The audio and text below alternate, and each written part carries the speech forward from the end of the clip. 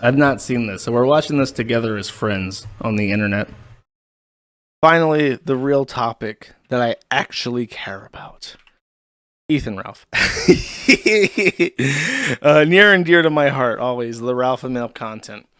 Ralph had moved to Tijuana, which of course is just south of California, and very near to his son, Alexander, who he intended to see and wanted to see so badly that he wrote a plea to the prosecutor in Minnesota to lift his nationwide search warrant so that he could pay a fine, so that he could be allowed back into the United States without getting arrested, so that he could travel up to LA and see Xander.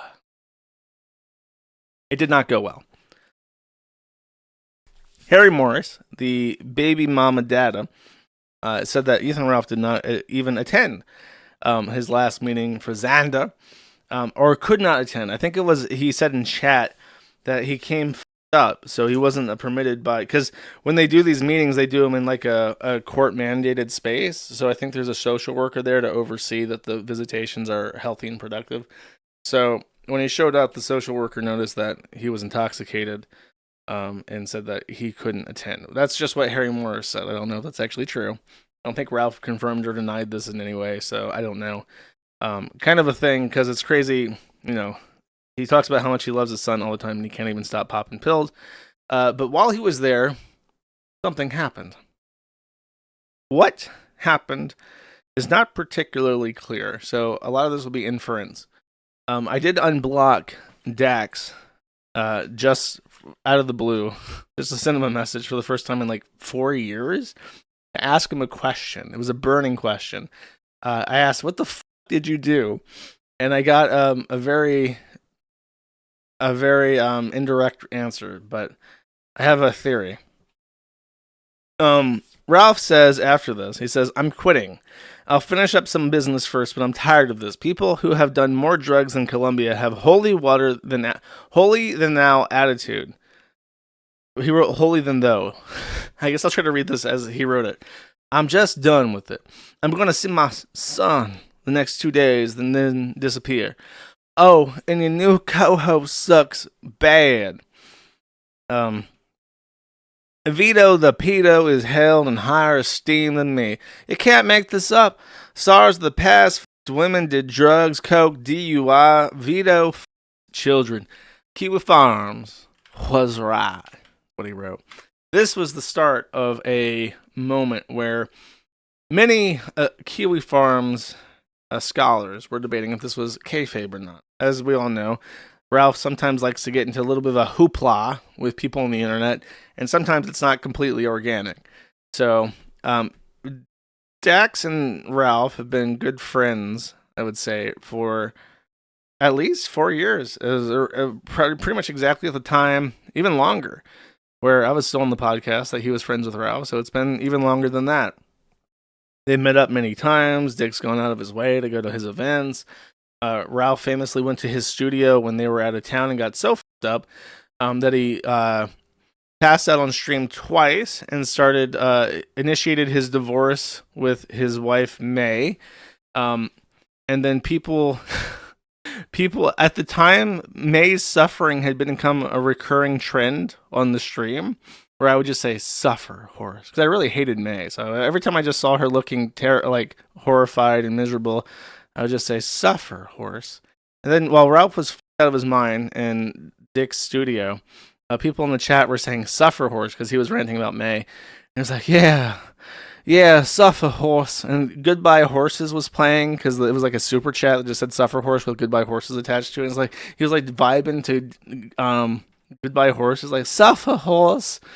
It was really kino, as they say. It was really awesome. So what I was trying to get to is that Dick and him have gone a long way back, and Dick has always enabled him, always said he's just doing fine, he's not that concerned, don't tell another man what he can put into his body, yada yada yada, that kind of enabler shit. So it's like, okay, there's no way he actually had a falling out with Dick. But then more receipts came out.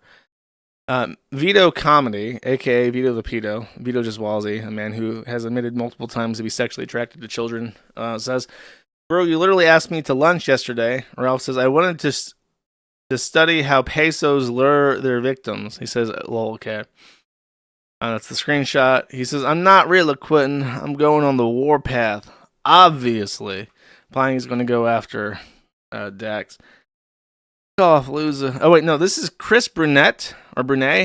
And Chris is like kind of popular on Twitter. And for some reason, he followed Ralph. And Chris was like, bro, if you don't like stop whining on Twitter, I'm going to unfollow you. So he says, fuck off, loser. Go obsess about the groiper some more, which you are not very good at. You have no idea how I'm about to burn this down. Oh, you want a heel turn, you're about to get one. Or face, depending on your perspective. He then quote tweets the thing you replied to earlier and says, Vito, you have never been funnier than me, except as a running joke. Sorry, I'm reading this way too sober. Vito, you have never been funny than me, except as a running joke about pedos. Low tier and Dick picked you just to make fun of you, Lamau. Ricada, you allegedly dosed your child with coke. Why let him Holt rail your wife? April admittedly an upgrade. I am changing everything. Howard Cosell. I'll tell it how I see it. Stable change. Ethan Ralph, Vito the pedo pretends that he prays and says, I will pray for you, buddy. And Ralph says, no, you'll suffer. And then Vito says, you burn bridge speedrun doesn't work on me, Ralph. And he says, okay, show up and I won't hurt you, fool. And then I think there's a part where he says that he's going to go to Dick's house. That might be coming up. Ralph says, I'm telling you, I love my son, but I came out here for an event. Don't play with me. 2022 LSD galore, and you show me in favor of Vito? Okay. I hope everyone is happy with their decisions. No. No, just no at the end. So I think Dax then on the next episode, because I think this happened right before the next recording happened, so I think he addresses this. Very rare do I play clips from his show on my stream, but I feel like this is the appropriate time. And we have a podcast that we do. I don't think that me and you doing a podcast means that you guys can't also look. I'm doing real work. Right. Like I'm in the middle of the day doing real work. Sure. Actual, face to face, Zoom shit. Talking to my friend about his sister moving into a new place because her house burned down, and then I'm getting. It's a bad time. I'm getting texts about. So when do we do it? And I'm like, you know what? What am I? I'm imagining like, is this just going to be another show?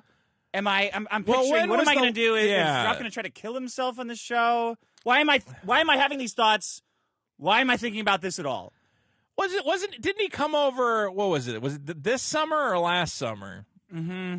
And he was kind of he seemed like he was like kind of wavering on the the precipice of death, the veil of death. Yeah, it seems like his addiction struggles for some reason when he comes to California seem to really weigh heavily on him. Maybe it's the flight takes a lot out of him. Me. Maybe it's you. People can't be around me. I don't know. I've learned that. People get around me. Well, and you did ruin Bo. You turned Bo Black's trans somehow with your cocaine. Yeah. It's because I am the demon. According to the fucking internet. Very funny. My question to him on Twitter was, and I'll pull this up. I asked,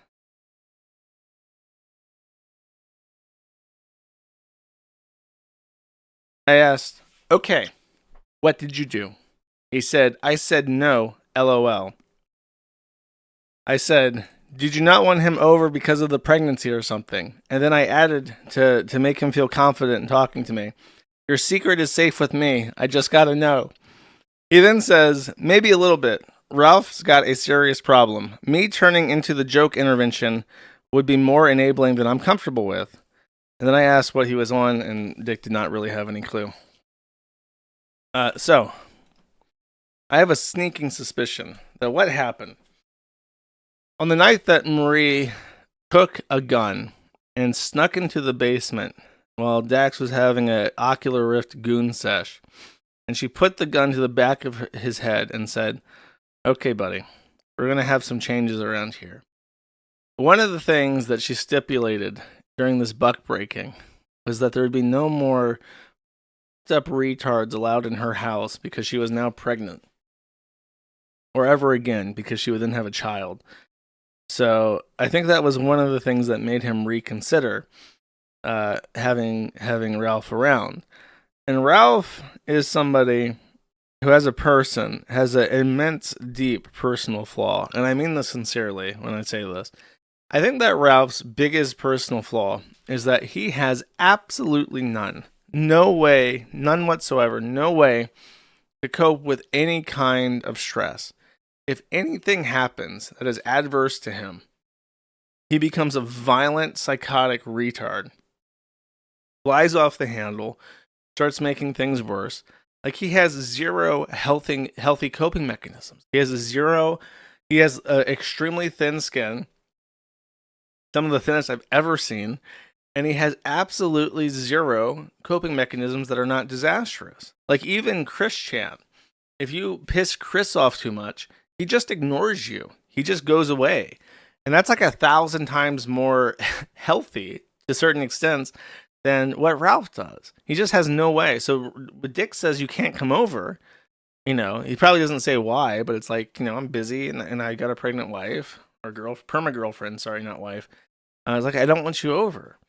And he, of course, can't handle that. And Dick is still like a friend, so he takes that on Vito because he accurately says that Dick prefers Vito to him, because he does. Gets offended by that because it's worth being offended over. But still is like very slow to actually be mad at Dick himself because he values him so much. The next, just Dick. No, I thought Vito also, but Dick blocked him. He says, "Sad. I wish I could have blocked the dick up your ass."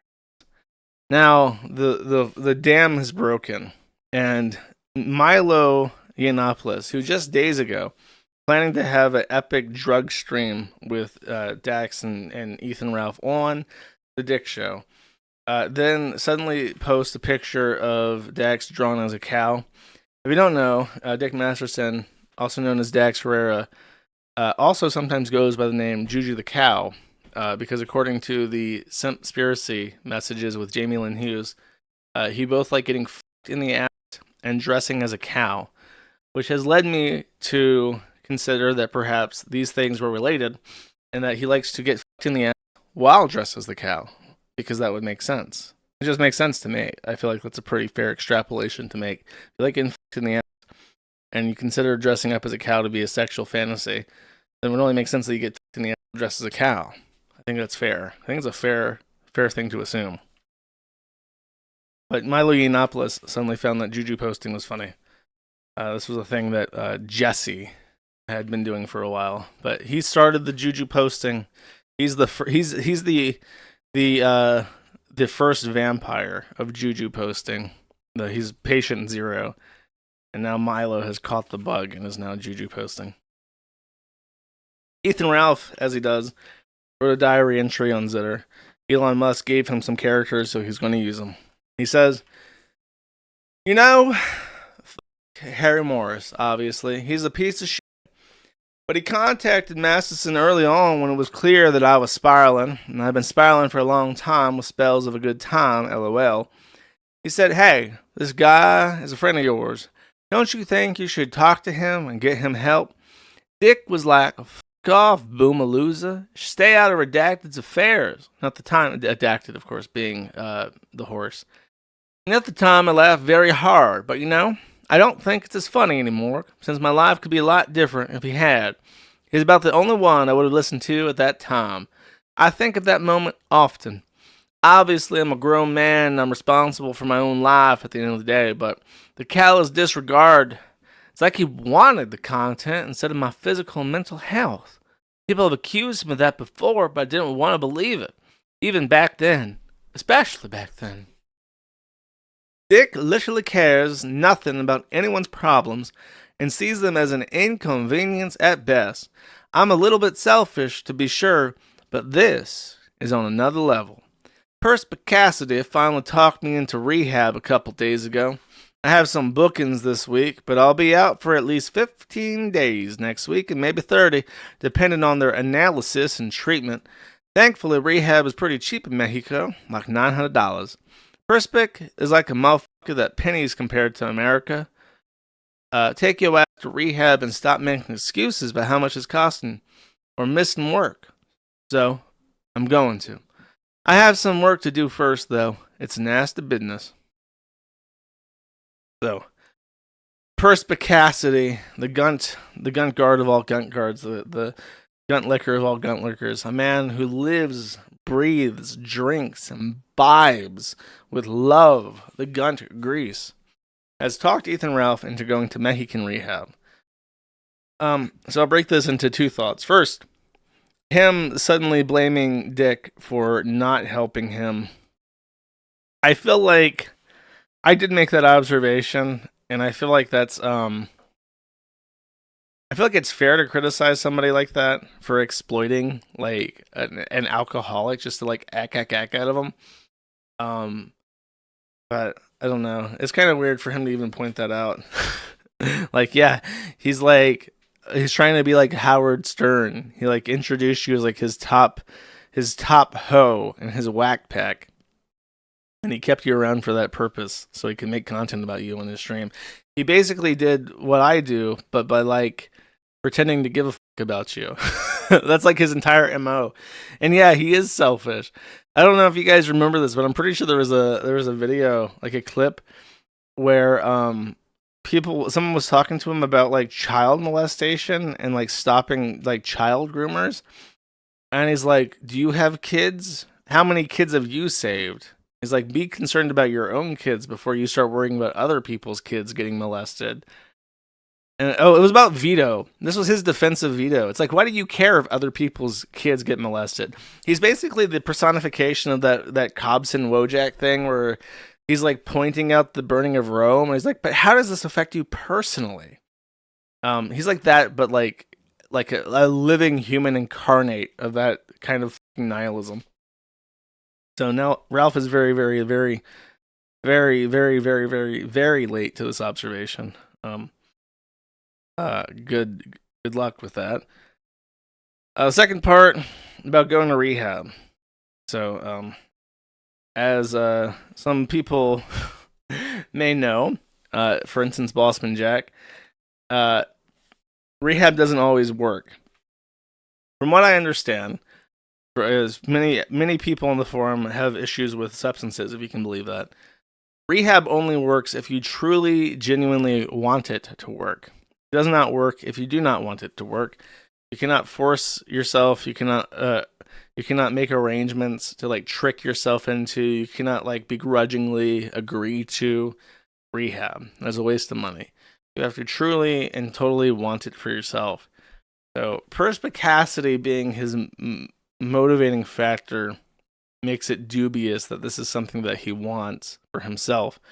And what also makes it dubious that he wants it for himself is that he has nothing to live for. I know that sounds cold, but it's true. He has 2 children that he only sees out of spite. In fact, he actually only sees one of those children because he hates women so much that he won't see a little baby girl, even though he named it after his own mother. And Xander knows so little about him that there's not really a family bond there. So he doesn't, I mean, I guess for the kids he does, but okay, let me put it like this. From a personal day-to-day perspective, he really doesn't have that much to live for. Now, this is genuine advice. This is genuine advice. I'm being completely serious. And in fact, if Ralph wants to do this, I will actually go out of my way to help set this up for him. Ralph should take out a $1 million life insurance policy on himself, naming his 2 children as benefactors. And he needs to do this immediately because life insurance has a suicide clause in it that does not cover suicide for the first 2 years. So the sooner he does this, the better. He needs to take out life insurance on himself immediately. because he is going to die. And he's probably going to die not from suicide, but from like drug problems within the next year. So that's what he needs to do. And he needs to set this up so that it's a trust and that they inherit it when it's when they turn 18. I think that Hardin can even set this up for you to establish a trust, and then Hardin can manage, if he's willing, can manage the funds, put it into like a S&P 500 for the next however many years for them to collect when they turn 18. But if I was Ralph, I would immediately get life insurance on myself for as much money as I could possibly afford, with the expectation that I would die in the next 5 years, because that's pretty safe to say. In fact, without Dick around and without really anything to go on, I would be surprised, honestly, at this point. It's a hard prediction to make. I think Ralph dies this year. His circle is so small. His income is so strained. His like reason to go on is so small, so like fading. I just can't imagine.